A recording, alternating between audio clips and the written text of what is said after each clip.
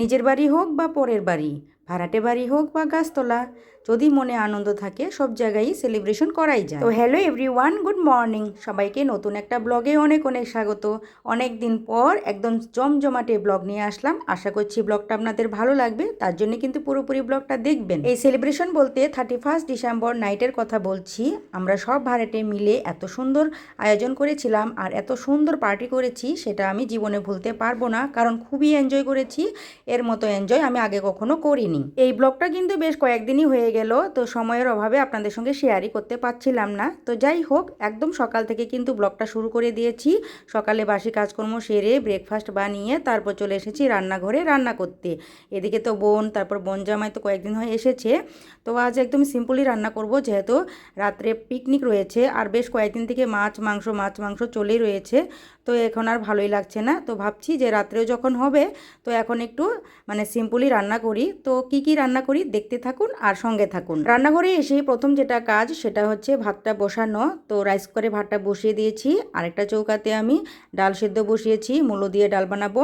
আর এদিকে দেখুন এই যে বেগুন ভাজাটা করে নিচ্ছি, তারপর পাঁপড় ভাজা করব, আলু ভর্তা করব, তারপর করব শুটকির চাটনি, এগুলাই আর কি হবে। তো যাই হোক, সমস্ত রান্নাবান্না একদম কমপ্লিট। ভাত হয়ে গেছে, বেগুন ভাজা হয়ে গেছে, মূলো দিয়ে ডাল হয়ে গেছে, আলু ভর্তা হয়ে গেছে, তারপর এদিকে দেখুন 2 ধরনের শুটকির চাটনি হয়ে গেছে আর পাঁপড় ভাজা।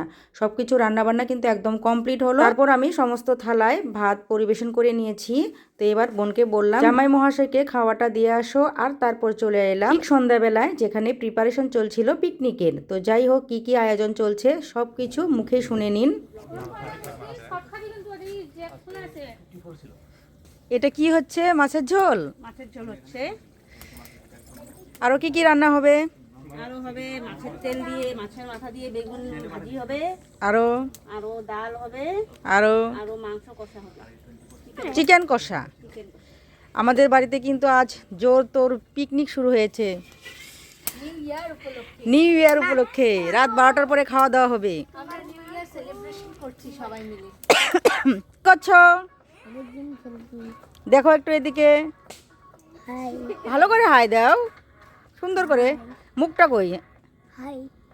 পিকনিকের আইটেমগুলো ছিল অনেক কিছুই, যেমন ডাল, চিকেন কষা, তারপর মাছের ঝোল, তারপর পাঁপড় ভাজা, বেগুনি। যাই হোক, একদিকে যেমন রান্নাবান্না চলছে আর এদিকে কিন্তু ফুল ভলিউমে মিউজিকে ডান্স চলছে।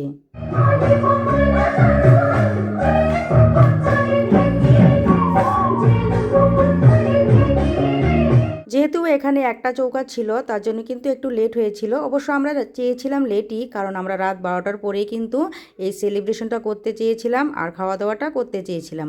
তো যাই হোক, এদিকে রান্নাবান্না তো চলছেই আর এদিকে কিন্তু ফুল একদম মিউজিকে গান চলছে, ডান্স চলছে। তো সবাই মিলে কিন্তু আমরা আনন্দ ফুর্তি করেছি।